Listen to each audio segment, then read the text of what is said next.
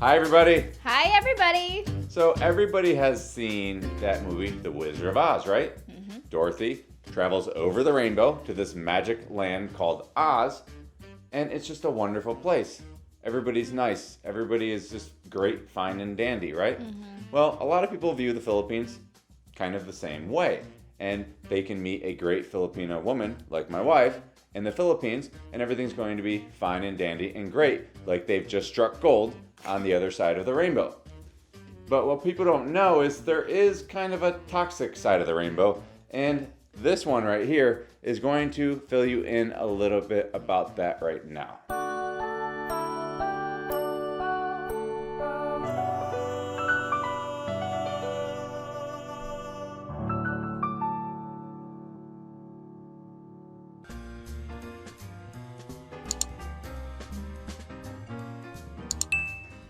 Now, it's not a big secret anymore. We've launched our dating site, crazyfilipinolove.com. So I'm sure a lot of our viewers out there might like to know what it's kind of like on the other side of the rainbow, because there's so much content out there that just, applauds Filipino women for their great cultural values, right? Of course, we're great, love. But, what's it like on the other side of the rainbow? Well, we have a lot of American came to us and then actually appreciated the fact that, hey, you're so lucky, you get a Filipino yourself. I really want to be part of that kind of like culture where the family bonding is really strong and great. They just help each other out and stuff like that. But little did they know that we actually have a lot of toxic Filipino traits. And I want to share that to you. So first is making the most successful child as their ATM.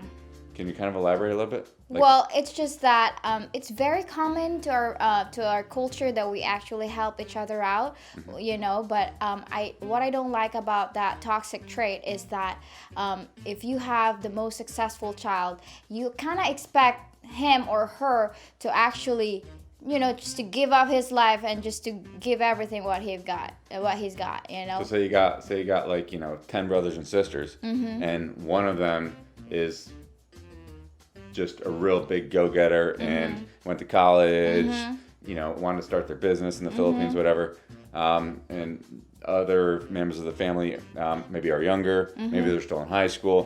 What you're saying is that like all the financial responsibility is going to fall on that person? Yes. Actually, I have a friend. She's a worker at Dubai, and she worked there for actually like 5 years.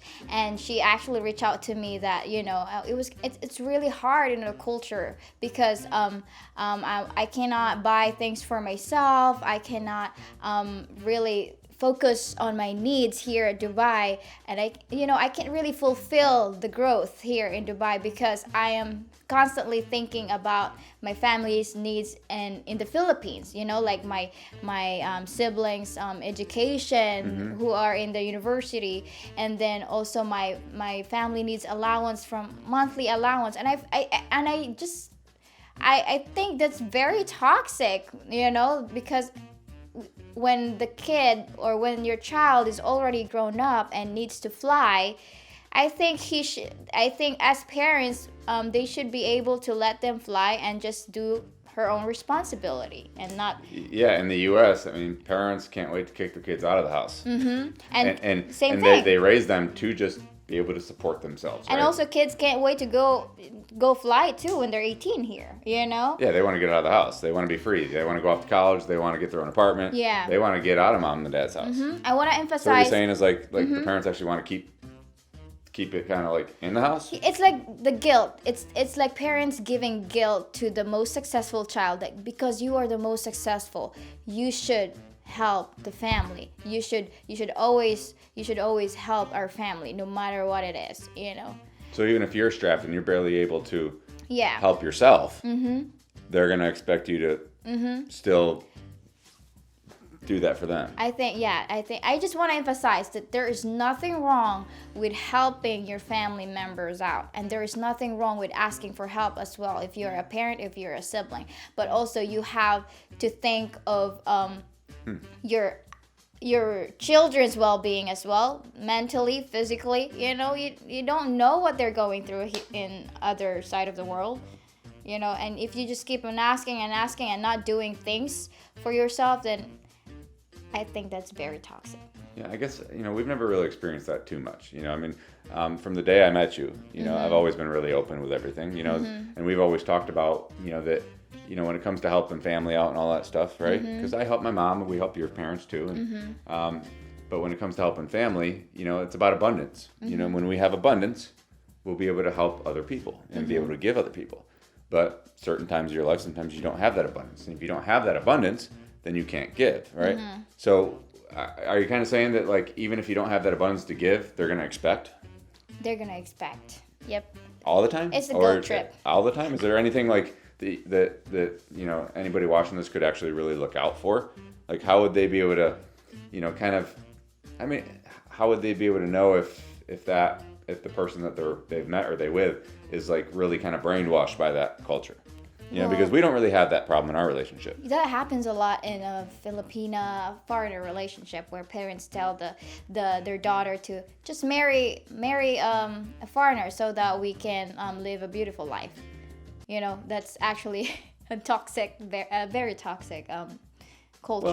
Well, in fairness, to throw this out there, if I'm a parent of my child, I want my child to be happy, number one, right, and to do what they want to do.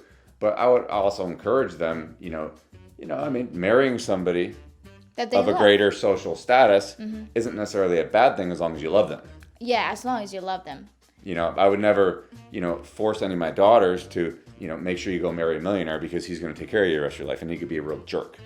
You know what I'm saying? Yeah, but parents can actually manipulate and actually influence their kids to actually do such decision just because they just want to save their family situation in the Philippines. Okay, well, that could be a recipe for disaster if somebody is looking for somebody online or trying to meet a woman online, and that woman is kind of brainwashed into that thinking, and that would kind of lead them to be a little bit desperate, right? And really willing to just kind of take any suitor, and ultimately they wouldn't really be happy. That's what you're saying? Yes. Even though they would pretend to be happy for a while, ultimately they're not going to be truly happy. Yeah, Filipinos should always stick to their standard. Okay, so I think, we understand a little bit about the most successful person being the ATM machine, but what about that, like, crab mentality of those Filipina elders that are trying to kind of steal poor Dorothy's ruby slippers from her? Well, that's number 2, the crab mentality. Oh my gosh, that's very strong in the Philippines. I can talk about this topic like for a very long time. Now, just in case some of you might not know what crab mentality is, picture this: a bucket with maybe 5-6 crabs in there, right? And instead of the crabs kind of working together to get out of the bucket, when one gets close to the top to get out of the bucket, the other crabs will pull them down. Another crab will try to get out of the bucket. Another crab pulls them down, right? So it's really pulling people back down to them, and therefore they never get out of the bucket, and all the crabs die. So give us a few examples of Filipina crab mentality.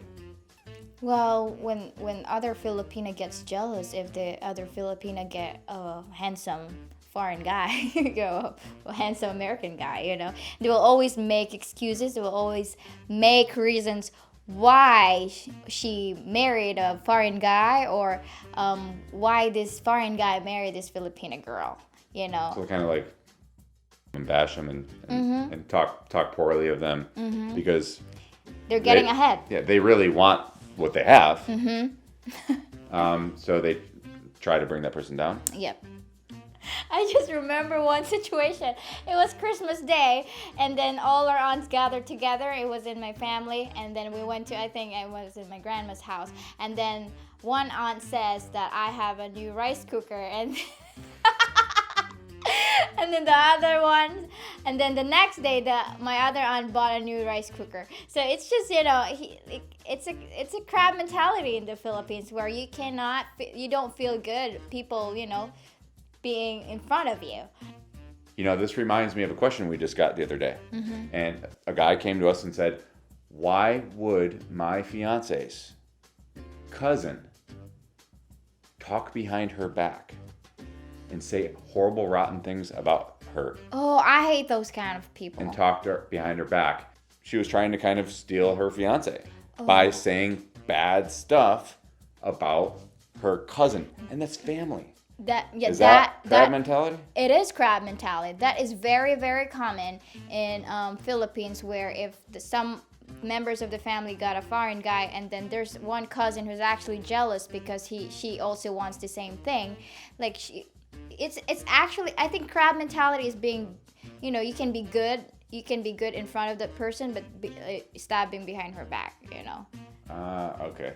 All right, on to the next topic. So, on the other side of the rainbow, everybody that knows our character Dorothy, she was always really good about getting, Scarecrow to use his brains, and, the Cowardly Lion to use his courage and express himself, right? It's all about expressing yourself and being heard and being the best version of yourself. What's it like in the Philippines? Well, in the Philippines, we were taught to, just shut our mouth if, we are actually frustrated, because it's literally that's kind of shut your mouth. Yeah, don't say anything disrespectful towards your elders. Just keep it yourself. I'm saying that based on my experience, and I actually still working on it, because when I get frustrated, when I get a little sad and upset, I kind of feel like it's my own responsibility to actually just shut it out and not actually express it towards my husband. I find it very challenging for me to open up, especially in the beginning of our marriage, because I'm so used to I remember that. Yeah, I'm so used to actually just keep my emotions myself. And I think it's very important for Filipinos to actually, try your best to open up with your foreign husband, because they are so used to actually expressing their emotions. Well, you were surprised when you first came here, right? I love my mom more than anything, right? Yeah. I have a good relationship with my mom, right?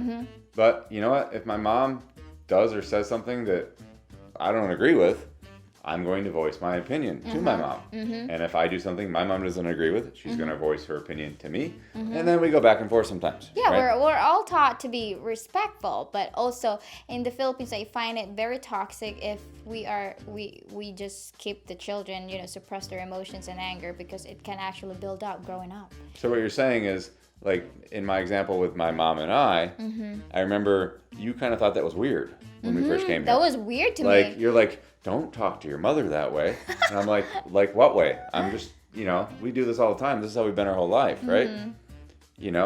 My mom's very, very outspoken, and so am I. So we get into some healthy debates sometimes, right? Yeah. But we still love each other at the end of the day. Yeah, at the end of the day, Everything is good, at the end of the day, you hug, you say I love you, and I find it very weird. I feel like, that's not gonna happen in my culture. I think my mom will slap me the time I am gonna, open up my emotions. And respecting your elders is a good trait, okay? So that could probably go both ways, right? It's a really good trait. It's great in marriage, it's great in everything, right? You should always respect your spouse, you should respect your mate, you should learn to bite your tongue when you should bite your tongue, right? But what we're talking about probably is more like biting your tongue when you really shouldn't bite your tongue. Yeah. But still being forced to bite your tongue, right? Yes, definitely. So what's that last toxic Filipino culture that you would never want to bring into your relationship? Okay, the fourth one is toxic gossiping and being so judgmental. Like you or somebody else being that to you? Well, both ways. I grew up in the Philippines. So you're a meanie? No, I'm always a nice lady. I'm always a nice girl. But growing up in the Philippines, gossiping is very, very common. Toxic gossiping. Oh my God, she did her hair like that. Why? Why is she doing her hair like that? Oh my God, she's so fat. Hi, friend, you look fat. You'll just blurt it out right away. I feel like that never happened here in America. Speaking English. Yeah. How you speak English. I remember once you told me that everybody ripped apart Miss Philippines Universe, right? Because she just wasn't that good in her English. Oh my God, the English, yep. If someone gets a wrong grammar in the Philippines, everyone will like, oh my God, he's dumb. It's like the end of the world. It's like, and in America, where people actually speak English, like they actually are impressed to some Filipino people who can actually say English, because there's a lot of, people who are not from America who cannot speak English, for how many years that they are in America. So I feel like being the toxic gossiping and the being so judgmental are very, very toxic. It happens to me. It happened to me in my relationship with Brian. Like, oh my God, why did you choose someone who is 20 years older than you? And oh my goodness, it's been 3 years and you still don't have a baby? Come on. That's a big one, Come right? on, make a Miss Universe baby now. I was like, okay, sure. And the thing is, Filipinos are just really good at just being in other people's business. Yeah. Right? I mean, they're not the leading country of social media in the world because they're not good at being in other people's business, right? Yeah. So they wanna, really know what's going on in everybody's lives, right? But sometimes when you're in a relationship, what has happened to us is those people will bring that negativity and bring those judgmental comments and bring those things. And even though, we've talked about this probably 30 times, we have a plan for when we want to have a baby, right? We've had a plan all along. And that plan doesn't start until I'm roughly 45, right? And she's just a little bit older too, because she should enjoy her younger life as well. Yeah, I think I should enjoy my young years. But I love CrossFit. Yes, but even though we have a plan, and it's our plan, right? We created this plan to have a baby, right? God willing, it'll happen, right? But we've created this plan. This one here, she will still allow it to kind of get her down and affect her when other people say, hey, how come you don't have a baby yet? What are you waiting for? But since I came here in the U.S. though, it really makes a difference, because my friends are really very supportive and they don't really care about our business. Like if you want to have a baby when you're 30, go for it. Yeah, Filipino women will be like, you haven't had a baby yet? Come on, what's wrong with you? Oh, she can't have. And they start spreading rumors. She's infertile. She can't have a baby. What a waste! Oh my God. What a waste of beauty. He can't have a baby. And it's probably these rumors going around all over Facebook right now that we can't have a baby just because we're sticking to our plan, right? Yeah.